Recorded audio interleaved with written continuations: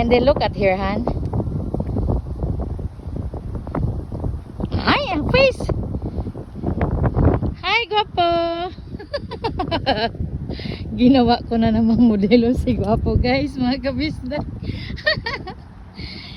Galing kami sa trabaho araw ng Martes. So ito yun sa dahilan, guys, mga kabisdak, kung bakit mas pinili kong hindi na magpatuloy sa pagtuturo dito sa Amerika. Dahil pagkatapos ng trabaho, kahit anong oras o araw na gusto namin gumala, makakagala nang hindi ko iisipin na may trabaho pa pala akong gagawin sa bahay. Kasi kapag teacher ka, maliban sa trabaho sa school, kadalasan talaga ay dinadala sa bahay ang hindi matapos-tapos na paperwork. Ayun. So andito kami, guys, mga kabisdak, sa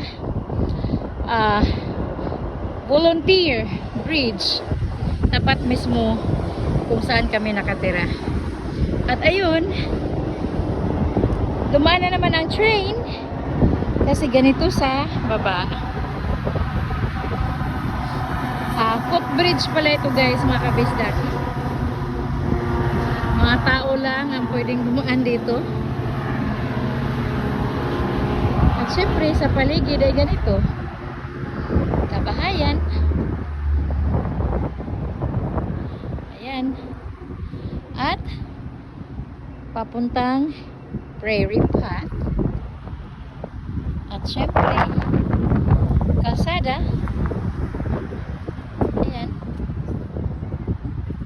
At sa baba din ay ang trailer, or ano bang tawag mo? Daanan ng train. O, diba? Ayun na si Guwapo. Dahil paborito ni Guwapo na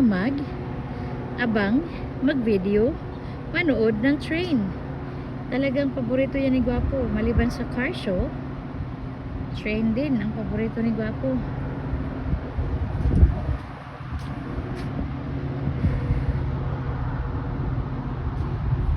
Ayun, may nagbike. May paparating. So, sunod na mga buwan, punong-puno na naman ito ng snow. So, lipat natin dahil malapit na ang nagbabike. Ang linis talaga dito, guys, mga kabistak. So, tingnan niyo naman ang kalsada. Huwag namang mahulog ang cellphone ko.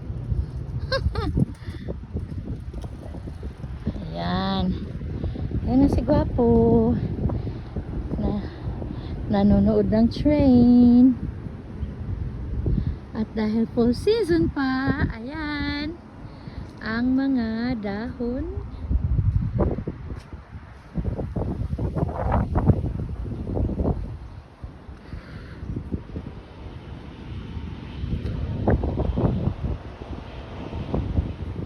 Wala na ang train. Ayun ang school bus.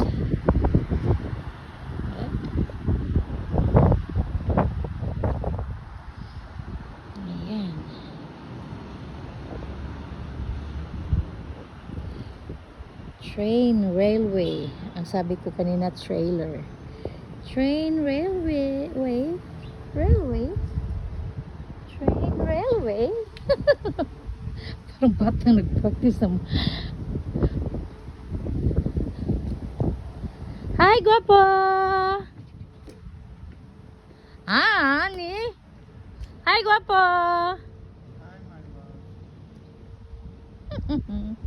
Hi agad nang hindi magtampo ang inyong kabisdak. Kasi pag magtampo, nako, may parusa.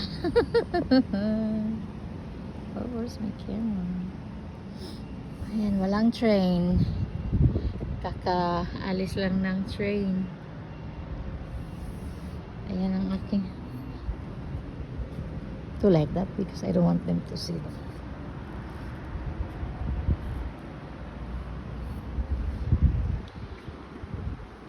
O, diba? Dahil maaraw pa, At kadalasan ay nasa trabaho pa ang mga tao, kaya kaming dalawa lang dito ni Gwapo.